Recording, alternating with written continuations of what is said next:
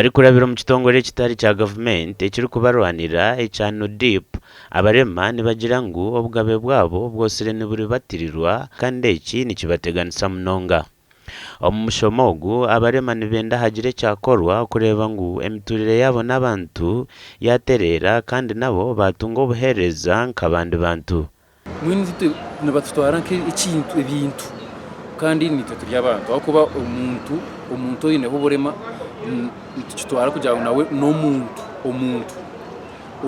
umuntu kunko bwira ko iki mushiwe cyane iki so hati ubwo mushomongo jumerera abantu abazire nakuba twinemo abazira bino burema twinemo ababembezi bitu ba politicians ningashe ba kansarazi nabuka nobo no muzire ashangaye nabana mushanje bocyumbuzo to inabana bangati nabana mukaga ate kabiri nekiremo so turya hira kebyo kurwanira kumubarezinga community kugira ngo umwana wo murema na wambare nk'abandi ashome nk'abana bako nabasa kusoma arugeme cyo mugashu nkondi cyo orkuba atine burema ambere. Abantu bagira ngo mashomero amaramizo hamwe n'indi myanya nibajombeka kubi babura kubasigiraho kuraba na mnongabo abinobuzo bwo kutambura kandi eki nikibiyo obugabe bwabo bwo kuzaho bakwenda.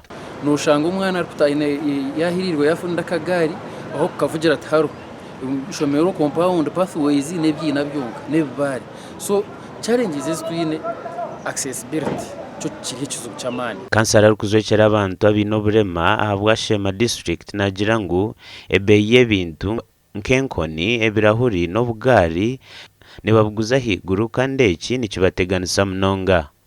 Ezo kuba kuziyeho umushoro government kuyakuziyeho umushoro nitekateka ngo muremo wa Uganda akaba nk'umuntu wahandi nawo murema aya Uganda heri agisa heri abajungu bagira ngo there is ability in disability.